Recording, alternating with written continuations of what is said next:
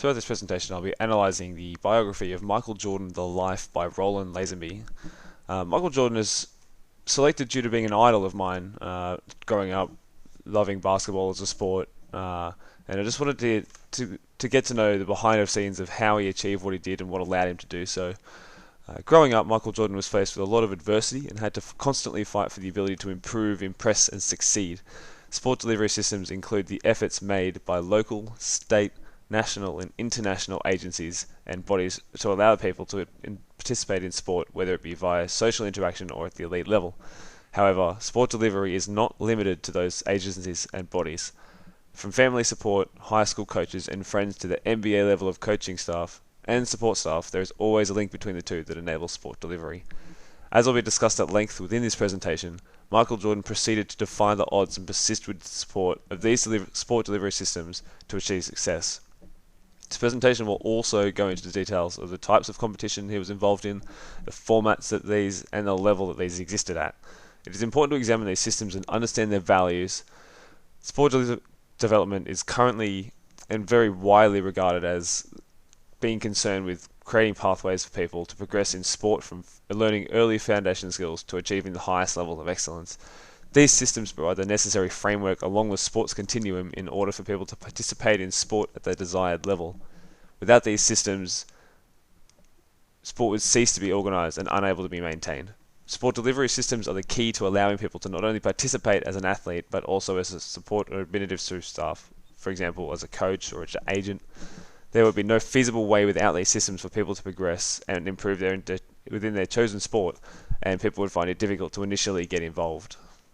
Michael Jordan's biggest influences over his career involve coaches, his family, especially his mother, and to some extent his father, the media, the basketball development camps that he was constantly attending, his personal agent David Falk, and the sport equity of the racist white supremacy apartheid upbringing that he had.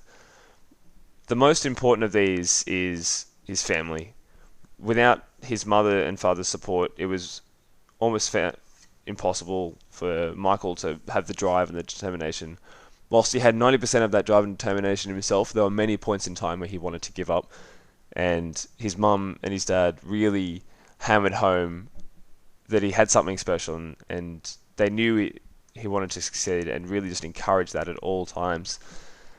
Second of all, the coaches, support staff, all of the schools that he played at, all the basketball camps that he played at, a lot of those, the coaches saw something in Michael they hadn't seen in a while. They saw raw talent. They saw something that could be owned and made into something that could be a real superstar.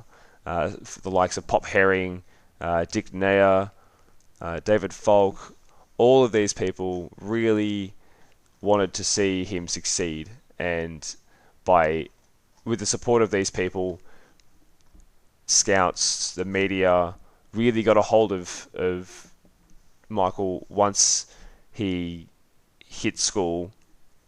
He was cut from his varsity team. However, once he was cut from that varsity team, the determination in the junior varsity team drove him to dominate, and as a result was later picked again into the varsity team, the Laney High School Buccaneers, and from there just shot up in expectations as he went to basketball camps, won numerous MVP awards, selected in numerous all-star teams, eventually attended the University of North Carolina and was constantly highest scorer, MVP, won championships at University of North Carolina, and was just constantly being pushed to his limit. Once he hit University of North Carolina and was about to hit NBA stardom, he hired a personal agent, David Falk, which really solidified his spot in the NBA. So by then, the media and his coaches and his friends and family had all knew the best way for Michael to achieve success, and David Falk really kind of brought that into fruition. He allowed for the media, the NBA, the university prospects to really kind of just get a hold of Michael and see the talent that he had and see the possibilities that were opening up. This can't be undone by Pop Herring, who was the youth basketball coach and essentially a mentor for Michael throughout his early life, and really kind of allowed Michael to flourish, and he constantly was trying to help him with his skills, constantly trying to get the word out there, constantly talking to universities, and just trying to allow the sport development systems to come into effect. So it's quite often you see sport development systems available, but people not able to take full advantage of them. Pop Herring knew this and was there from the word go to allow Michael Jordan to take full advantage of these sport development systems in order for him to be able to get the most out of himself. There are many types of competition over Michael Jordan's career. These can come down to basketball camps, from recreational to the best in the country, to high school basketball, pro basketball league, youth basketball, or which is currently previously known as youth hoops, recreational basketball leagues, the Amateur Athletic Union, the NCAA, which was the University League, the College League, and also the NBA. A lot of these types of competition had very specific formats of competition. However, they had a lot of similarities. A lot of them used round-robin style formats, and the main reason they used this was it's a very fair way of depicting the level of teams, as an elimination style format throughout a regular season really doesn't give every team a fair chance to showcase abilities and to show how good they really are. For example, if you were to play an elimination tournament and got an unlucky seed into the first round and played the best team and you went home empty-handed, it would not be a proper representation of your team as a whole. So a lot of them use round-robin formats, which allow every team to play each other and really kind of showcase their abilities. But however, elimination formats do exist and are very common in playoffs. These allow for the top teams, after the round robin has finished, to play against each other and determine via a best of one or a best of three or a best of five who moves up and then eventually takes the competition. These formats are really I feel is the best way for basketball to be run. It allows for proper showcase of skill, talent, reduces the luck element, and provides a good spectacle for everyone to be able to watch. However, for the NCAA, qualifying for these consists of respective conference champions fighting in a round-robin format, followed by an elimination format, which is then followed by more round-robin and more single elimination formats. However, these involve a slightly different perspective, as college teams don't have the same support and the same motivation as the NBA does.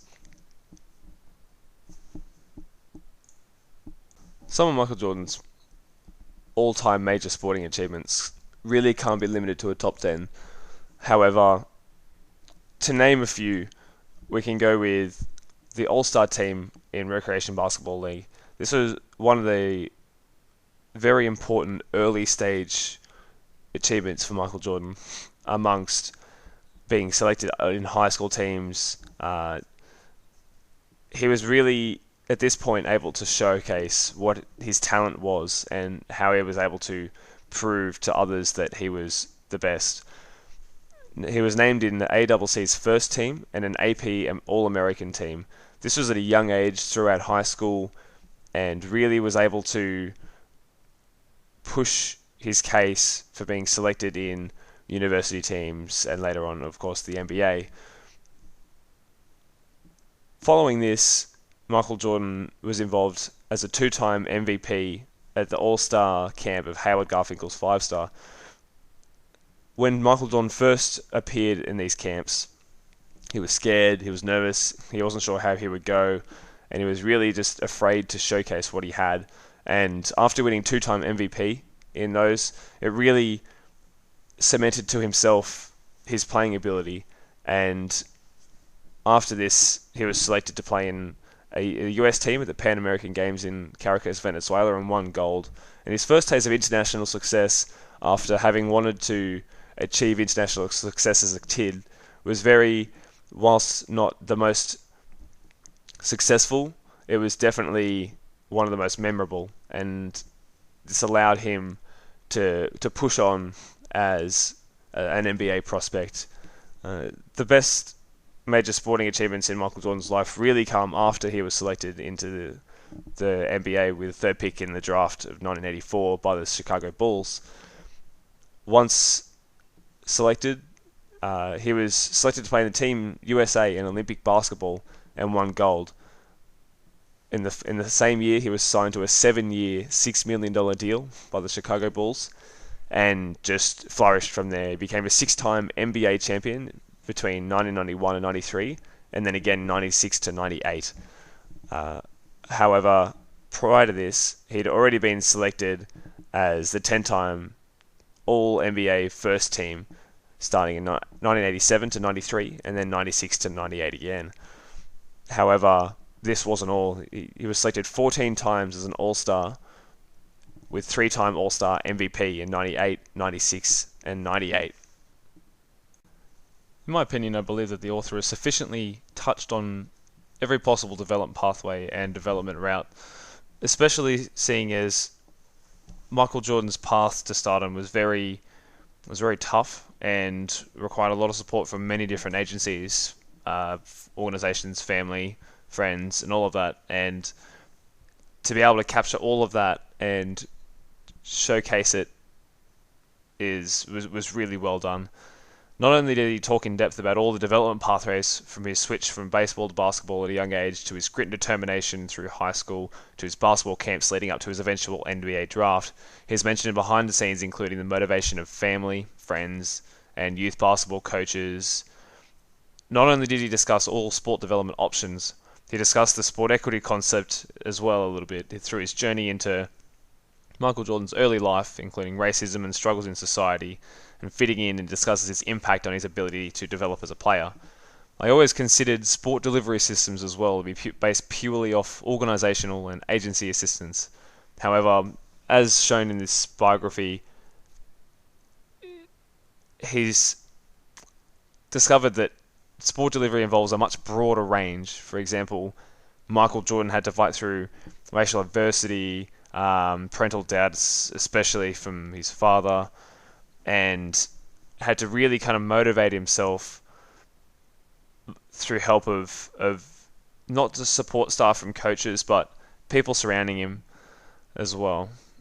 Sport delivery systems are very complex and run in many different forms. At first, I thought that sport delivery systems were kind of straightforward, but it shows that they really overlap and integrate well with each other. And if given the motivation and the ability to get in contact with all of these pathways, it really provides a very stable and consistent way of developing as a player and honing your skills.